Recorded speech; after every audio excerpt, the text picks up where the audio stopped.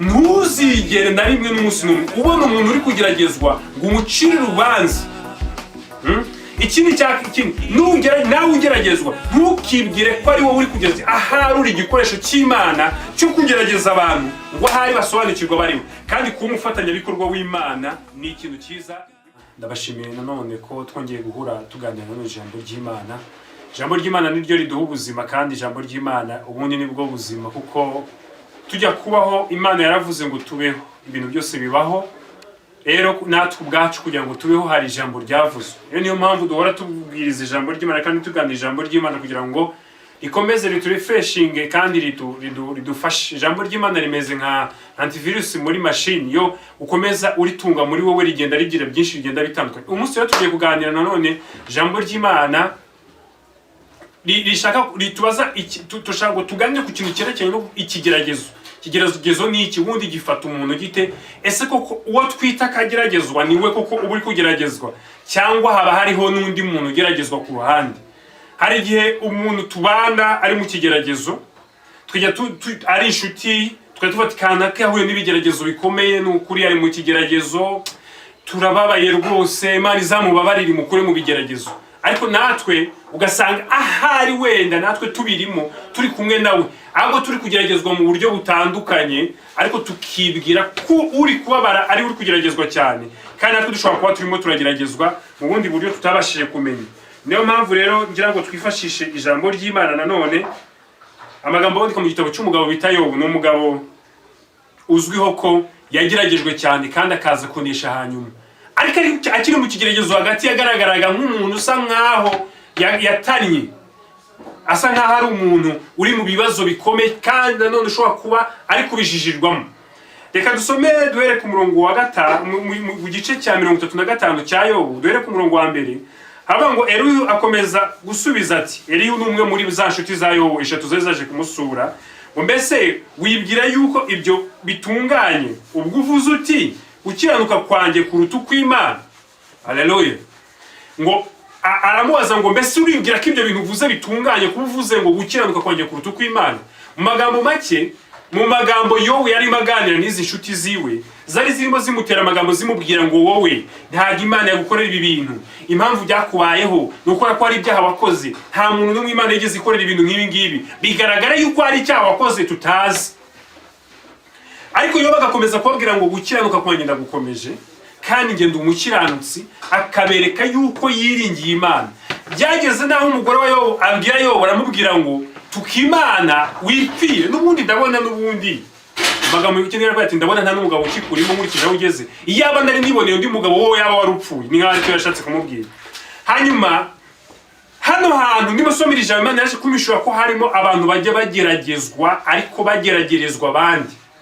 Unyumve neza ijambo byumve, bageragezwa ariko bageragerezwa abandi. Yesu yigeze kuba ari kugenda ahantu ku kitendezi, noneho ahura n'umuntu urwaye, ngo yari impumyi, yari afite ubumuga bwo kutumva no kutabona. Ngo abigishwa be baramubaza ngo se ngo uyu muntu ari we n'ababyeyi be ninde bakoze icyaha? Ariko ngo ntabwo ari ababyeyi be, nta nubwo ari nawe, ahubwo uyu muntu yagira ngo ubuntu bw'Imana buzagaragarire muri we. Hari umuntu Imana igiye ikigeragezo kugira ngo igaragaze abo bari kumwe nabo abaribo, ikakwinjiza mu kintu gisa nk'aho ari ikibazo, kugira ngo iguhishurire abo wita inshuti zawe, n'abo wita abavandimwe, n'abo mubana nabo, kugira ngo umenye neza abo aribo, ariko nabo bimenye neza abo baribo.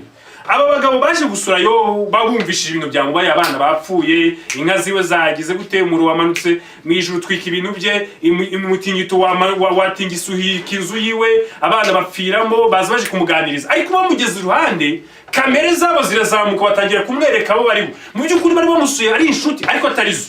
Ntabwo bari inshuti, ahubwo bari baje mu ishusho y'inshuti.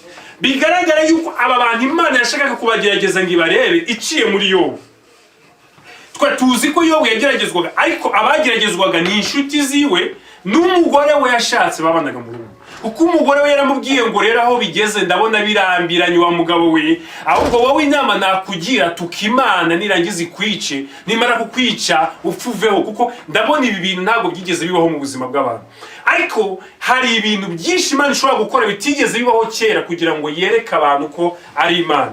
Yobu mu by'ukuri kigaragara twe tubona ko ari kugeragezwa, ariko bari abagabo bari babi, abo bari beza. Uko kugira ngo ujye gusura inshuti yawe irwaye uyibwire ngo ubu burwayi icyabuguteye n'ukora kuri umunyabyaha, ntabwo uri inshuti burya. Igitumye ukenye uri muri ubukene nuko utazi gukora, ntabwo uri inshuti. Ahubwo kugira ngo umubwire gutyo uraza ukamwigisha icyo agomba gukora utabanje kumucira urubanza. Aba bagabo ntabwo bigize babwira Yobu bati reka dufatanye gusenga, cyangwa se ngo bamubwire bati Yobu rero reka twihane maze dusenge Imana itugende. Ahubwo baramubwiraga ngo Yobu wowe n'ibyaha bikugize gutya, yaba atari ibyaha. Noneho igihe cyarageze Yobu aza kuza kureba mu magambo yavuze, kuko asanga ko hari amakosa yashyizemo. Burya iyo umuntu ari mu bibazo yavuga avuga ibintu byinshi agashyiramo n'amakosa, aca bugufi imbere y'Imana irangije. Imana iramanuka irangije irababwira ngo mugende musange umugaragu wanjye Yobu, ibwira ba bantu bari kumwe nawe, mumusabe imbabazi, abasabire imbabazi kuko niwe nemera.